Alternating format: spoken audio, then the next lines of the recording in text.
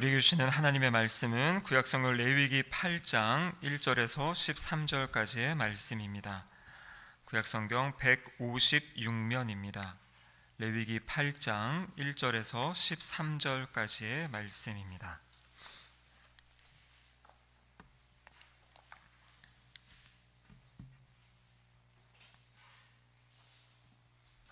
하나님의 말씀을 저와 한 절씩 교독하도록 하겠습니다. 여호와께서 모세에게 말씀하여 이르시되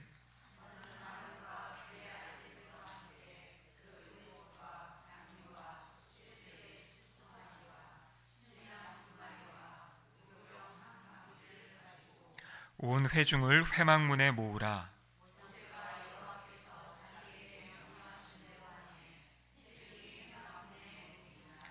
모세가 회중에게 이르되 여호와께서 행하라고 명령하신 것이 이러하니라 하고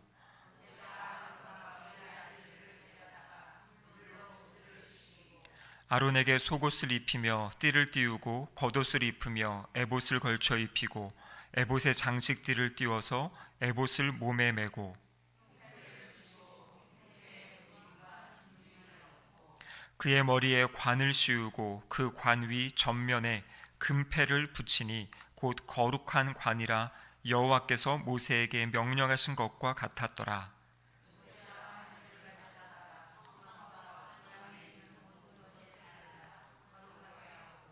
또 제단에 7번 뿌리고 또 그 제단과 그 모든 기구와 물두멍과 그 받침에 발라 거룩하게 하고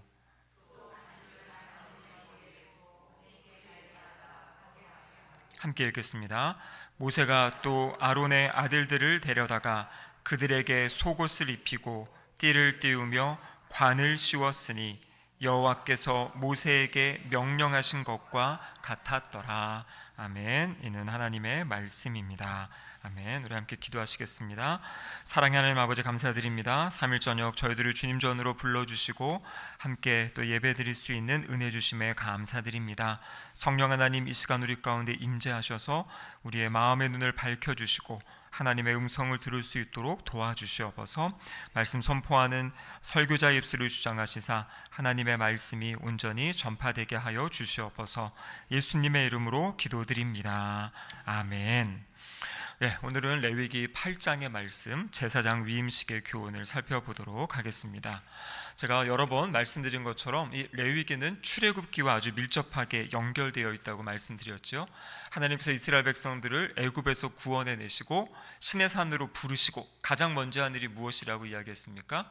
하나님의 율법의 말씀을 주신 거죠. 10계명과 함께 10계명의 시행 규칙들을 주시고 그리고 이어서 출애굽기 25장부터 나머지 40장은 성막의 설계도를 주신 거예요. 그래서 이스라엘 백성들이 1년 동안 그 시내산에 머물러 있는 가운데 바로 이 성막의 설계도를 가지고 하나님 말씀하신 그대로 이 성막을 이제 만들게 됩니다.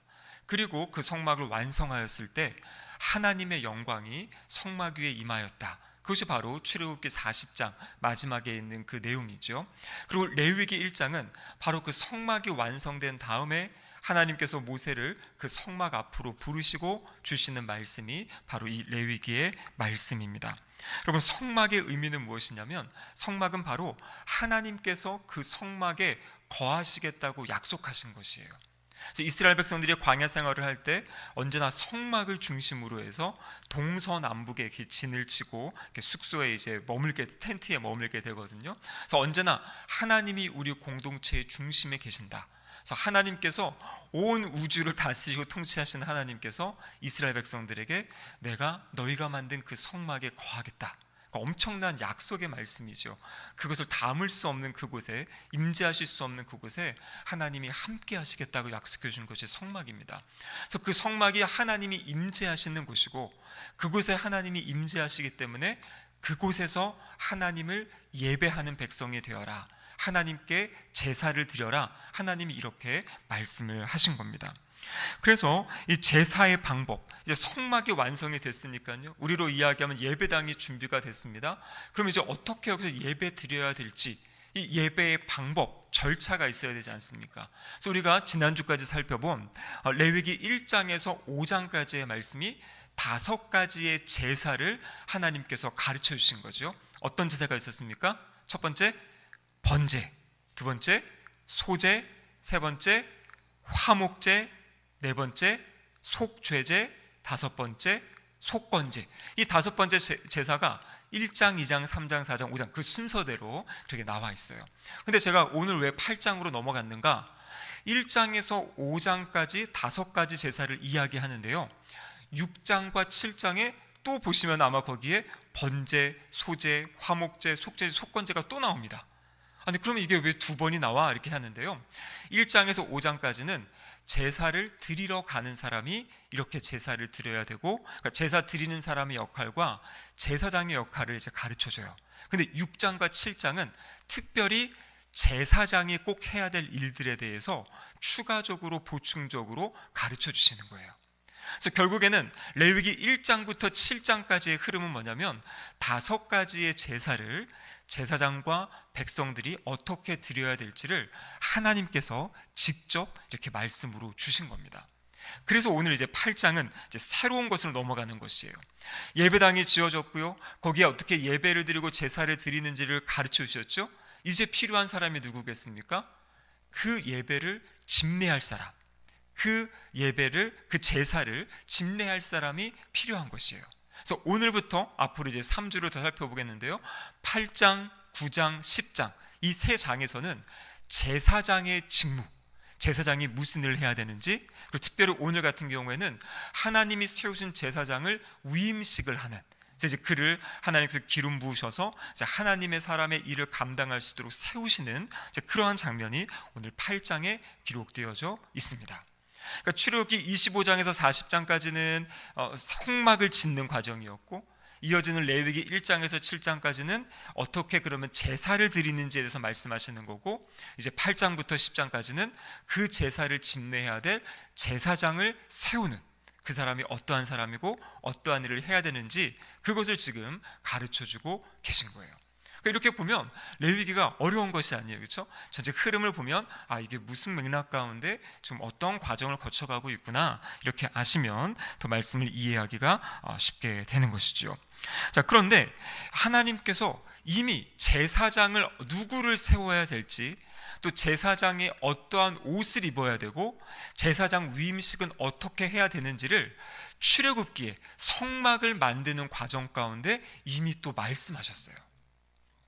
그래서 그 내용이 출애굽기 28장에 보면 제사장이 입어야 될 옷, 그 옷을 어떻게 만들어야 되는지 하나하나 무슨 재료를 가지고 무슨 색깔을 써서 어떻게 옷을 만들어라, 그것이 출애굽기 28장에 나와 있고요, 출애굽기 29장에는 그 제사장을 세울 때 첫 번째 위임식을 어떻게 진행해야 되는지, 그것이 출애굽기 29장에 나와 있습니다. 그래서 오늘 이 레위기 8장의 말씀은 출애굽기 29장에 나와 있는 하나님이 이미 말씀하신 이렇게 제사장 위임식을 해라라고 하신 것을 실제적으로 시행하는 부분이 오늘 바로 레위기 8장에 나와 있는 그 내용입니다. 오늘 본문 레위기 8장은요 크게 두 부분으로 나눌 수 있습니다.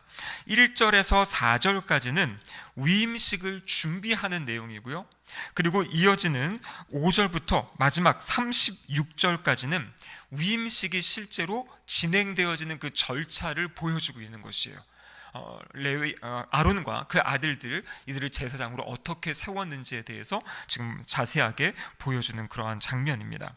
자, 그래서 8장 1절에서 4절을 보시면 준비해야 될 제물, 2절에 보면은 이제 어떤 사람을 준비해야 되고, 그리고 제물을 준비해야 되는 거죠.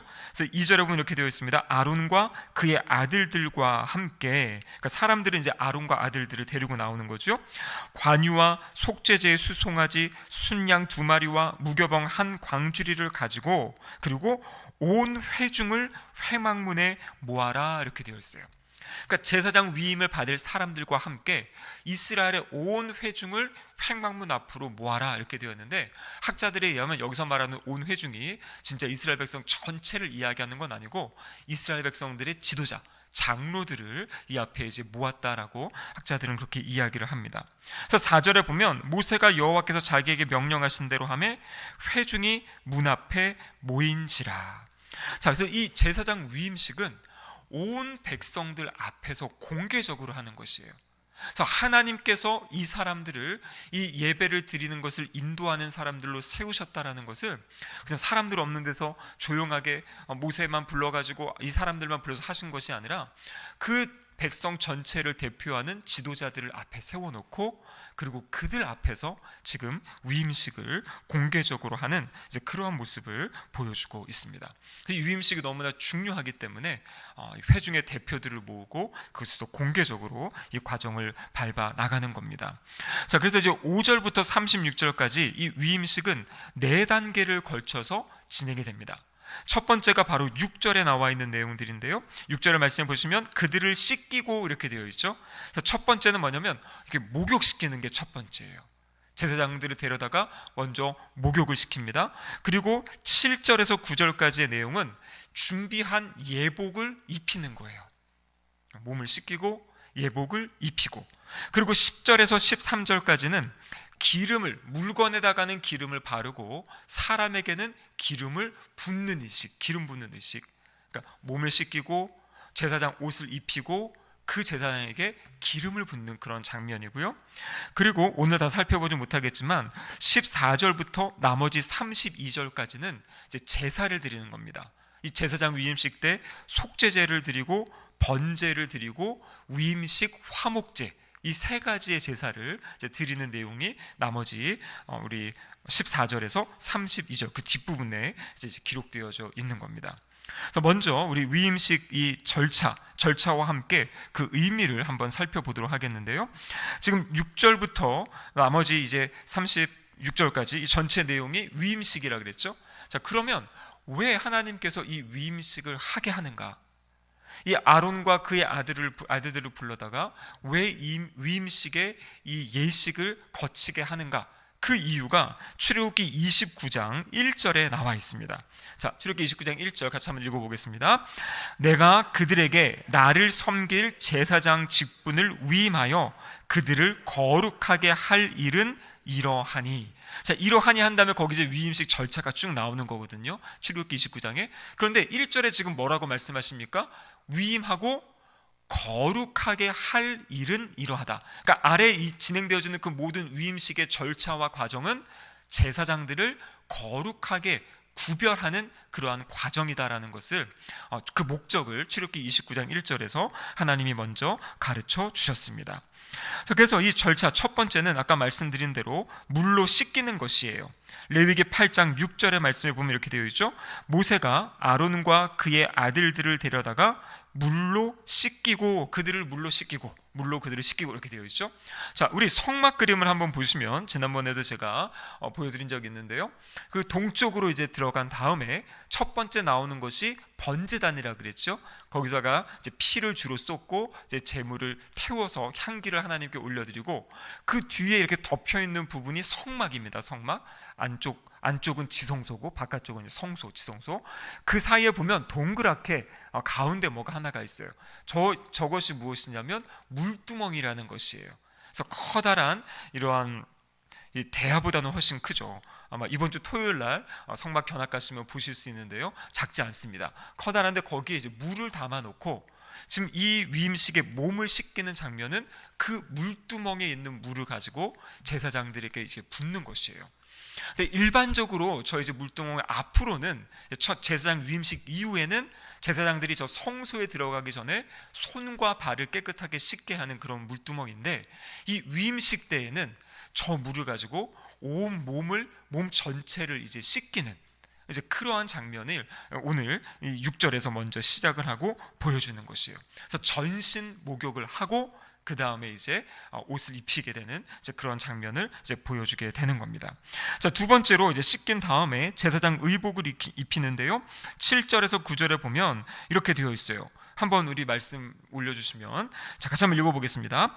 아론에게 속옷을 입히며 띠를 띄우고 겉옷을 입히며 에봇을 걸쳐 입히고 에봇에 장식띠를 띄워서 에봇을 몸에 메고 흉패를 붙이고 흉패에 우림과 둠밈을 넣고 그의 머리에 관을 씌우고 그 관 위 전면에 금패를 붙이니 곧 거룩한 관이라 여호와께서 모세에게 명령하신 것과 같았더라. 아멘. 이미 이것들은 다 이제 만들어 놓고 준비된 것이에요. 여기 보면 레위기에서는 7가지 지금 이제 입어야 될 것을 지금 이제 기록하고 있습니다. 그런데 이 출애굽기와 레위기 다른 부분에 보면 대제사장이 입고 몸에 갖춰야 될 것은 사실 8가지예요. 8가지. 그리고 일반 제사장이 입어야 될 것은 4가지.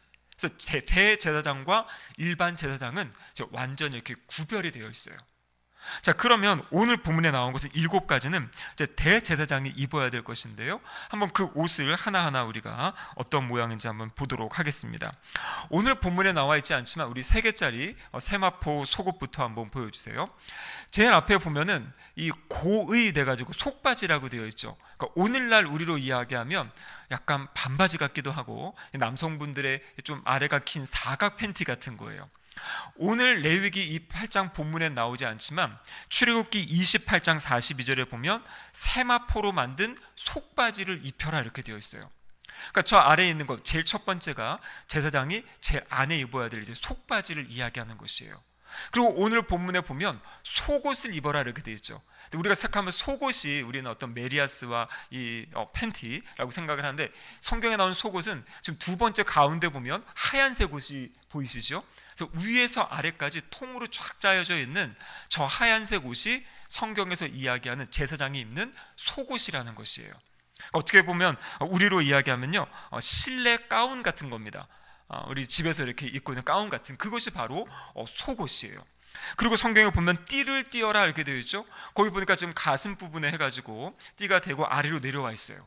이 학자들에 의하면 이 띠의 길이가 12.8m라 그래요. 그러니까 엄청 긴 띠를 몸에다가 이렇게 감게 이렇게 한 것이에요. 그리고 세 번째 보이는 것이 그 속옷 위에다가 겉옷을 입는 거예요. 겉옷. 이 겉옷이 뭐냐면 저 파란색 옷. 파란색 보이시죠? 그러니까 속옷 위에다가 겉옷을 입는 건데 저 겉옷은 이제 대제사장이 입을 수 있는 옷이에요. 겉옷이 있고요. 그 다음 그림 보여주시면 그 다음에 성경에 보면 에봇을 입는다. 제사장이 에봇을 입는다 이야기합니다. 에봇이 저기 나와 있는 저 청색, 자색, 홍색 실로 이렇게 꼬아서 만든 저 화려한 옷이거든요. 저것이 이제 대제사장만 입을 수 있는 에봇. 그리고 에봇 옆에 그 에봇 띠도 같은 그런 재질을 가지고 만들어서 이렇게 허리를 두를 수 있는 에봇 띠가 있어요.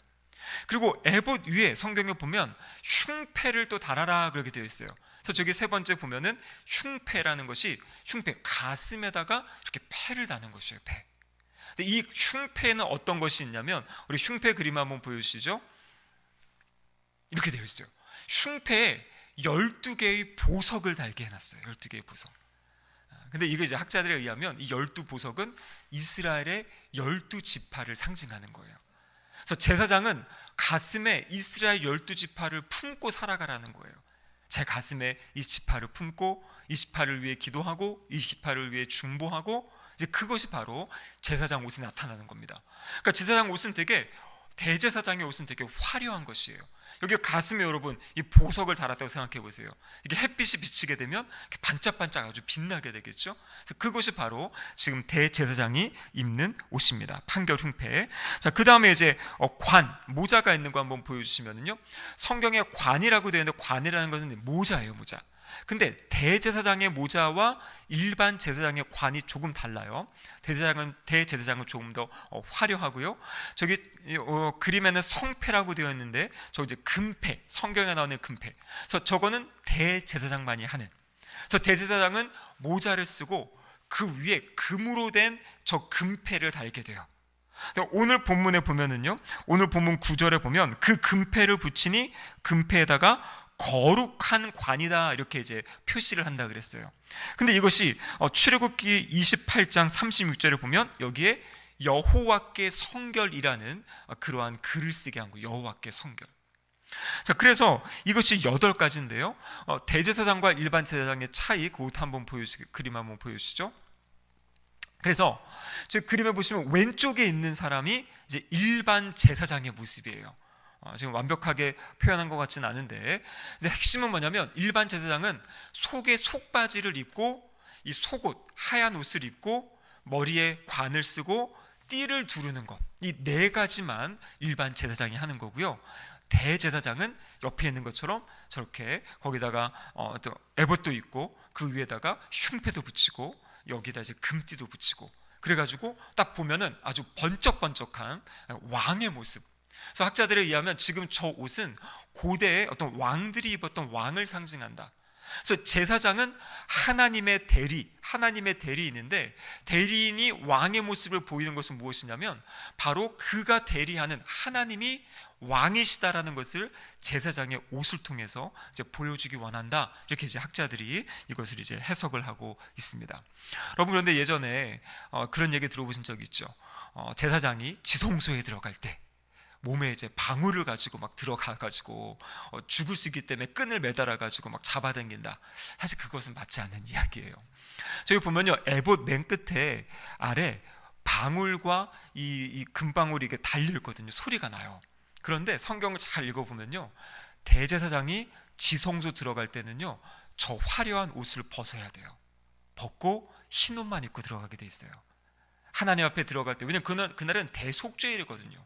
하나님 앞에 저 방울 달린 옷은 다 벗고요, 그냥 저 흰 옷 입고 들어가요. 그래서 그건 이제 사람들이 좀 만들어낸 그런 이야기고 실제 그렇지는 않았습니다.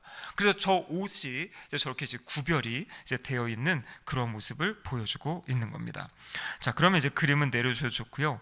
그렇다면 이 제사장의 이 위임식, 이 과정을 통해서 하나님이 우리에게 말씀하시려는 것이 무엇인가? 첫 번째는 무엇이냐면 지금 제사장은 하나님이 선택하신 거예요. 아론과 레위지파 안에 특별히 아론의 자손들을 내가 제사장으로 세우겠다. 이거는 하나님의 전적인 세우심, 하나님의 부르심이고 하나님이 그에게 입히셨다라는 것이죠. 근데 이 제사장은요, 조금 이따 다루겠지만 신약 시대에는 이 목회자가 제사장이 아니에요. 목회자만 제사장이 아니에요. 모든 성도가 제사장의 역할을 하는 거예요. 구약의 제사장의 그 역할을. 그렇기 때문에 이 첫 번째 의미는 뭐냐면 하나님께서 여기 계신 저와 우리 성도님들을 부르신 거죠. 내가 먼저 하나님을 사랑한 것이 아니라 하나님이 우리를 먼저 사랑하셔가지고 우리를 부르셨고 우리는 그 부르심에 응답한 거죠. 그래서 하나님께 부름을 받은 사람이다. 그것이 처음에 나오는 이야기입니다. 자, 그런데 지금 하나님께서 제사장을 부르시고 옷을 입히셨잖아요. 하나님께서 저와 우리 성도님들을 부르시고요, 우리들에게도 옷을 입히셨어요. 무슨 옷을 입히셨습니까? 여러분, 신약 성경에 보면요, 예수 그리스도로 옷 입었다 이런 표현이 있어요. 옛 것을 벗어버리고 새로운 것을 입어라.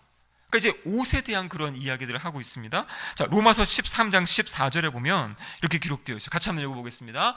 오직 주 예수 그리스도로 옷 입고 정욕을 위하여 육신의 일을 도모하지 말라, 이렇게 되어 있죠. 예수 그리스도로 옷을 입으라 그래요. 이게 무슨 의미일까요? 예수 그리스도로 옷을 입니다. 어떻게 우리가 예수님을 입을 수 있을까요? 여기서 말하는 예수 그리스도로 옷 입는다는 것은 은유적인 표현이에요. 바로 예수님의 성품을 닮아가는 것. 예수님의 옷을 입었다라는 것은, 여러분, 옷은 그것을 딱 입고 나면 그 사람의 옷을 입은 게 드러나잖아요. 그렇죠? 군인이 군복을 입으면 저 사람이 군인이구나. 경찰이 그 경찰복을 입으면 저 사람이 경찰이구나. 그리스도로 옷 입었다는 건 뭐냐면 우리의 삶을 보고 사람들이 그리스도인이구나, 그것을 이제 드러난다는 것이죠. 근데 그게 어떻게 드러나는 거냐면 다른 어떤 것이 아니라 그리스도의 성품을 닮은 모습으로 이 사람이 살아가는 모습을 보고 저 사람이 일반 사람과 다르네, 저 사람이 예수님을 닮은 사람, 예수님을 따라가는 사람이구나, 예수님의 제자구나. 그래서 그리스도의 성품을 입어서 그 성품이 다른 사람들에게 보여진다라는 것이에요. 그래서 오늘 본문에서 바로 이 제사장의 옷을 입히는 그 장면, 그것이 바로 우리가 예수 그리스도로 옷 입는. 그래서 골로새서 3장 12절에 보면 또 이렇게 표현하고 있습니다. 같이 한번 읽어보겠습니다.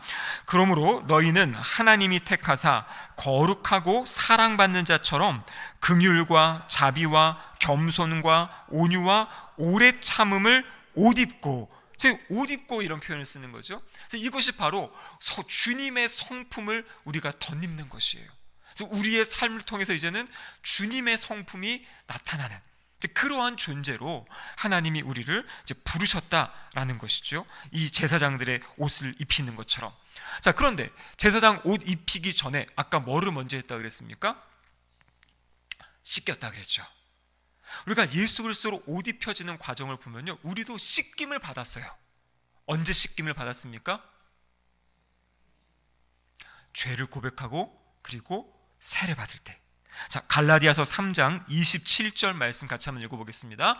누구든지 그리스도와 합하기 위하여 세례를 받은 자는 그리스도로 옷 입었느니라. 아멘. 아까 전에 로마서 13장 14절에 예수 그리스도로 옷 입는다 그랬는데, 오늘 갈라디아서 3장 27절에는 분명하게 세례를 받은 자는 그리스도로 옷 입었다 이렇게 되어 있죠. 그러면 세례의 첫 번째 의미는 무엇이냐면 물로 씻어내는 것이에요.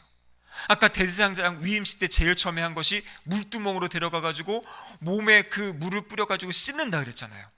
하나님이 우리를 부르시고 세례를 통해 가지고요, 우리의 그 모든 더러운 것들을 예수 그리스도의 보혈로 씻어 주시는 거예요. 그러니까 우리를 제사장으로 부르셔 가지고 지금 제사장 위임식의 장면처럼 우리를 세례를 통해서 주님의 그 더러운 것들을 씻으시고 그리고 예수 그리스도로 새로운 옷을 우리에게 입혀 주셨다. 성경이 그것을 이야기하고 있습니다. 히브리서 10장 10절에 보면요, 예수 그리스도가 십자가에 단번에 자신을 내어주심으로 주님께서 우리를 거룩하게 하셨다 이렇게 되어 있어요. 그러니까 성경에 보면 우리가 거룩한 존재가 이미 되었고, 거룩하기 때문에 그 거룩함을 계속 추구해가고 지켜가야 될 것을 이야기하고 있는 것이에요. 그래서 세례를 받는 그 순간 우리는 이 죄가 씻김을 받고 거룩한 존재가 되었다라는 것을 이제 기억해야 된다라는 것입니다. 자, 그리고 세 번째가 무엇이냐면요, 오늘 레위기 8장 12절에 보시면 12절 같이 한번 읽어보겠습니다. 또 관유를 아론의 머리에 붓고 그에게 발라 거룩하게 하고, 이 10절 11절은 성막과 그 안에 있는 모든 것에 이제 관유를 뿌리고 거기에다 발라라 이렇게 되어 있어요.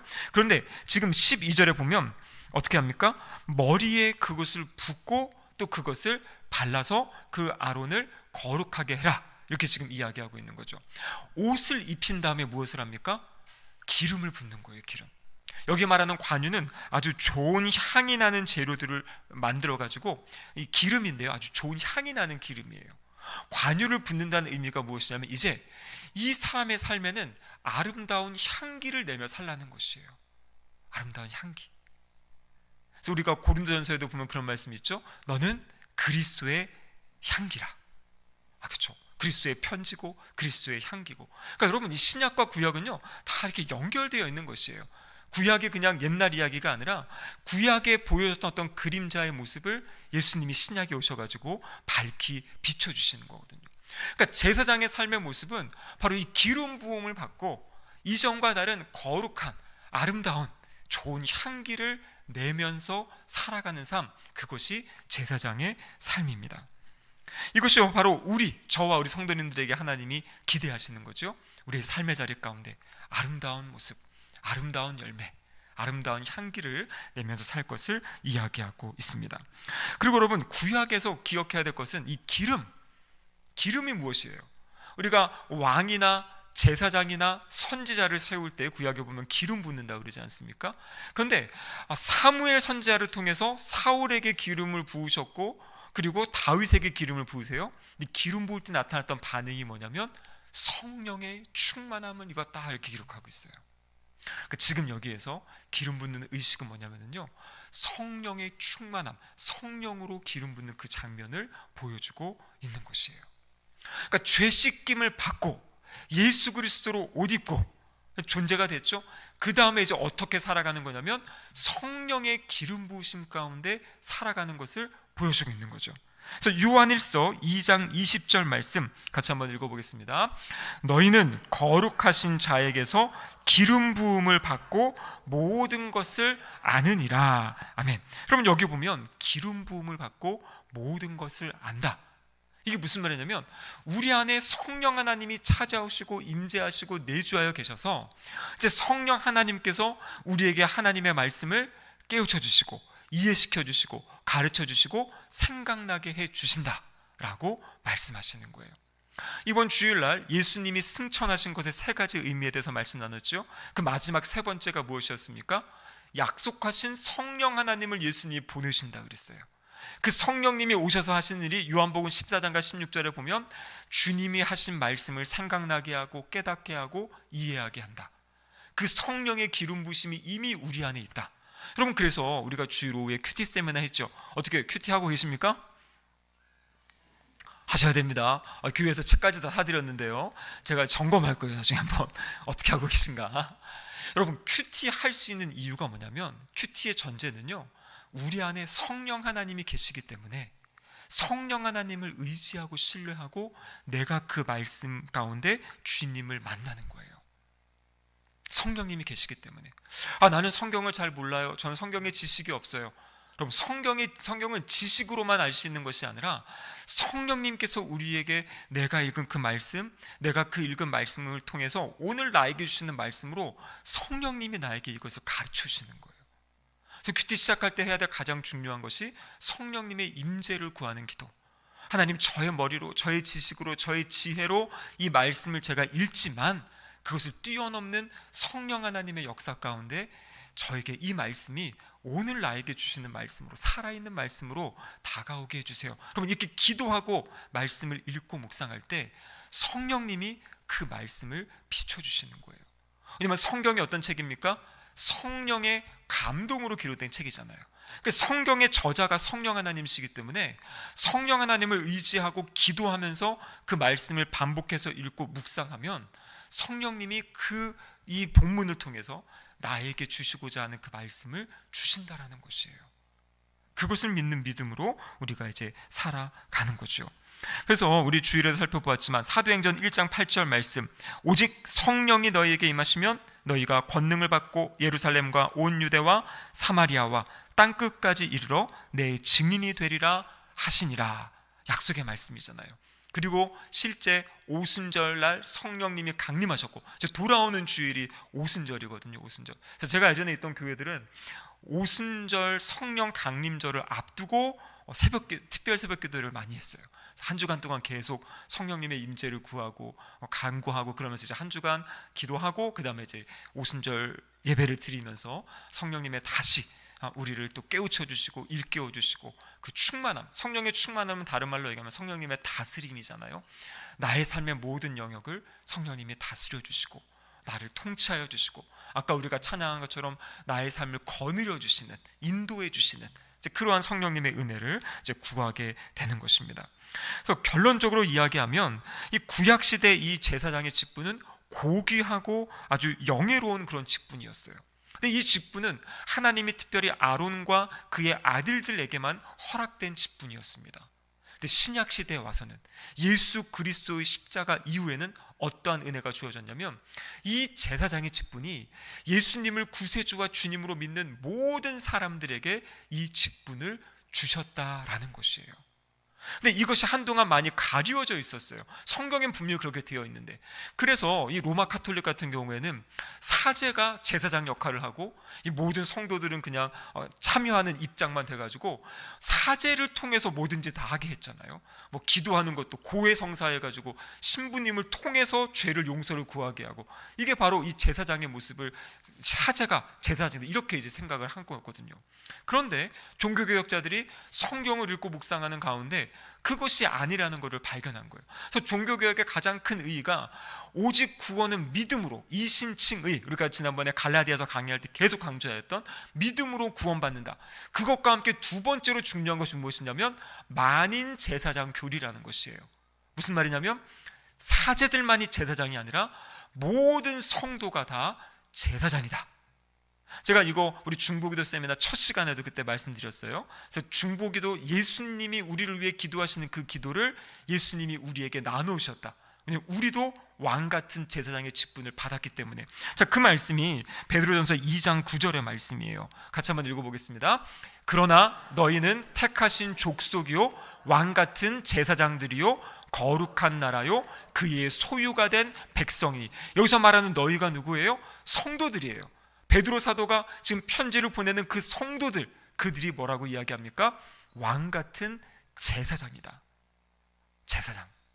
그리고 요한계시록 1장 6절에 보면 이렇게 되어 있죠.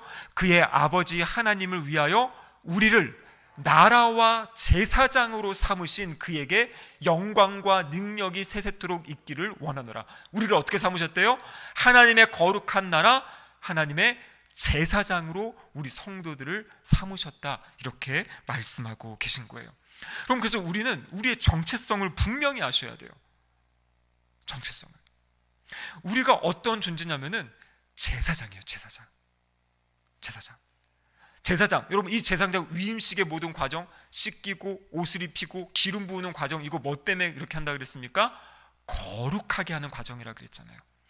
제사장이 지켜야 될 가장 소중하고 중요한 건 뭐냐면 거룩함이에요. 거룩하다라는 것은요, 구별되었다, 분별되었다는 것이에요. 하나님을 알지 못하고 사는 사람들과 다르게 구별된 것이 바로 제사장의 삶의 모습이다. 이것을 성경은 우리에게 이야기하고 있어요. 그래서 이것은 목회자들, 선교사님들만이 아니라 우리 모든 성도님들이 이 마음을 가지고 사셔야 돼요.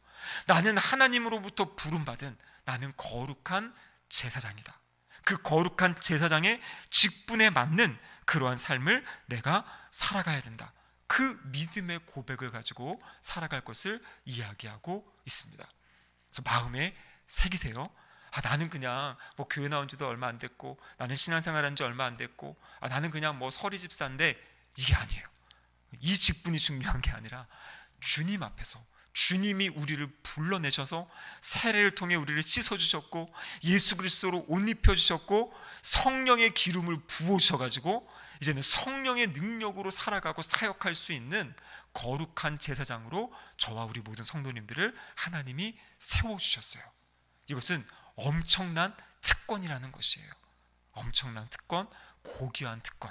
그래서 이 특권을 가진 자로서 제사장으로서의 삶을 잘 행복하게 기쁘게 살아가시기를 주님의 이름으로 축복합니다. 아멘.